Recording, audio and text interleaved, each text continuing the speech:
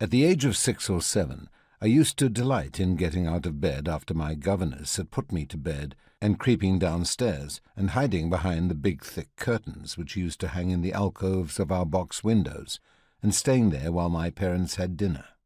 I always chose nights when I knew they were expecting visitors. I then used to have a good listening post for their conversations. In these days, before the Great War, conversation used to often be about the Germans and of possible invasion, until I, as a child, became convinced that the Germans were some dreadful boogeyman who threatened our lives. There was an oldish clergyman who often used to be present, and he was quite convinced, I remember, that the Germans would invade. Our house was quite close to the main street, a big old-fashioned house with a garden in front. There were often noises in the street which used to frighten me as a child when alone upstairs. One night, as I was hiding behind the curtain, there was a tremendous noise in the street. I rather think now they were celebrating Guy Fawkes or the like, but in any case, one of the wits at dinner turned to the other and said to him, "Ah, there are your Germans arrived at last." It was enough for me.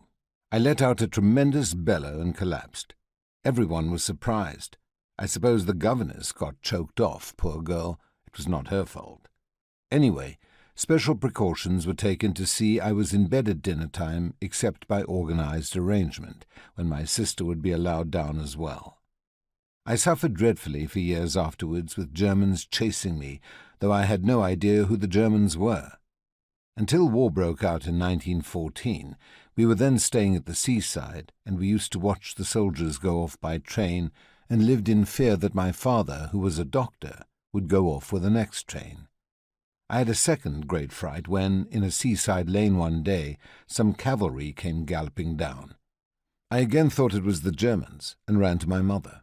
She, wise woman, said, "Oh, but you wouldn't run away from the Germans, would you? And in any case, these are our brave soldiers going to fight them." From that day on, I resolved I would never run away again. I went through my early school days in a sort of perpetual state of steeling myself to fight Germans.